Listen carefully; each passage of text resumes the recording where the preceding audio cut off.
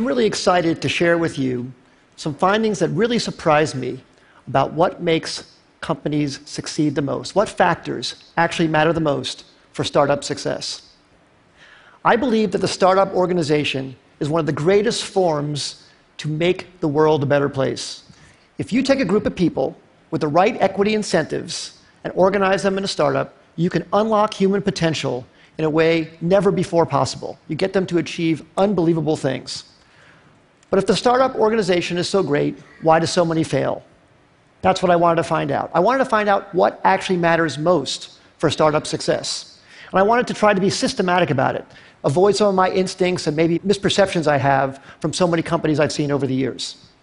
I wanted to know this because I've been starting businesses since I was 12 years old, when I sold candy at the bus stop in junior high school, to high school when I made solar energy devices, to college when I made loudspeakers, and when I graduated from college, started software companies.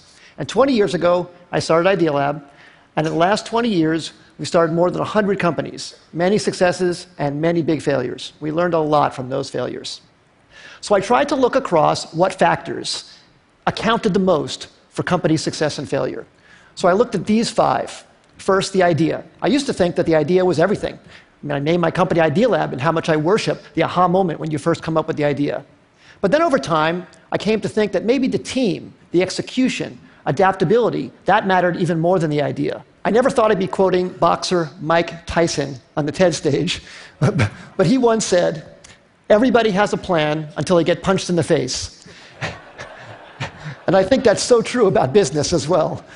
So much about a team's execution is its ability to adapt to getting punched in the face by the customer. The customer is the true reality. And that's why I came to think that the team maybe was the most important thing. Then I started looking at the business model. Does the company have a very clear path generating customer revenues? That started rising to the top in my thinking about maybe what mattered most for success. Then I looked at the funding. Sometimes companies received intense amount of funding. Maybe that's the most important thing. And then, of course, the timing. Is the idea way too early and the world's not ready for it? Is it early, meaning you're in advance and you have to educate the world? Is it just right, or is it too late and there's already too many competitors? So I tried to look very carefully at these 5 factors across many companies. And I looked across all 100 Idea Lab companies and 100 non-Idea Lab companies to try and come up with something scientific about it. So first, on these Idea Lab companies, the top 5 companies, City Search, Cars Direct, GoTo, NetZero, Tickets.com, those all became billion-dollar successes. And the 5 companies on the bottom, Z.com, Insider Pages, My Life, Desktop Factory, People Inc., we all had high hopes for, but didn't succeed. So I tried to rank across all of those attributes how I felt those companies scored on each of those dimensions. And then for non-Idea Lab companies, I looked at wild successes like Airbnb and Instagram and Uber and YouTube and LinkedIn, and some failures. Webvan, Cosmo, Pets.com, Flues, and Friendster. The bottom companies had intense funding. They even had business models in some cases, but they didn't succeed. I tried to look at what factors actually accounted the most for success and failure across all of these companies, and the results really surprised me. The number one thing was timing. Timing accounted for 42% of the difference between success and failure. Team and execution came in second, and the idea, the differentiability of the idea, the unique idea, that actually came in third. Now, this isn't absolutely definitive. It's not to say that the idea isn't important. But it very much surprised me that the idea wasn't the most important thing. Sometimes it mattered more when it was actually timed.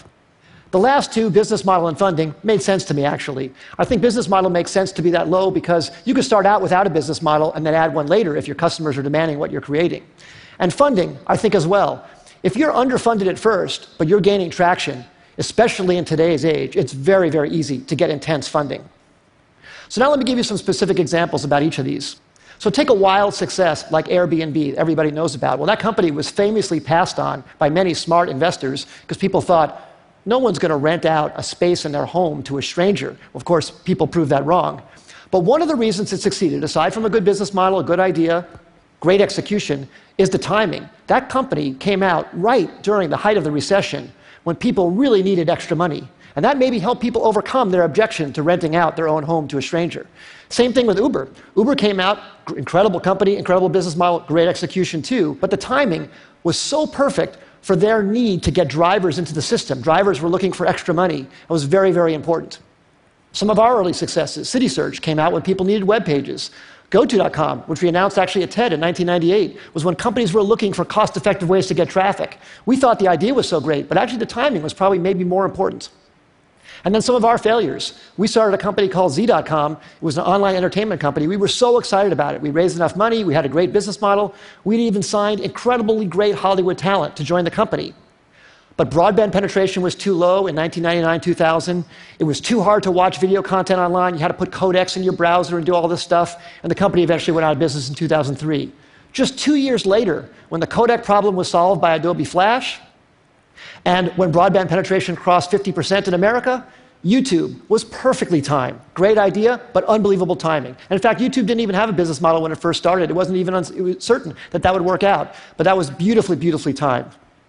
So what I would say in summary is execution definitely matters a lot. The idea matters a lot, but timing might matter even more. And the best way to really assess timing is to really look whether consumers are really ready for what you have to offer them, and to be really, really honest about it, not be in denial about any results that you see. Because if you have something you love, you want to push it forward, but you have to be very, very honest about that factor on timing.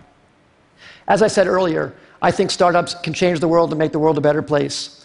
I hope some of these insights can maybe help you have a slightly higher success ratio and thus make something great come to the world that wouldn't have happened otherwise. Thank you very much. Been a great audience.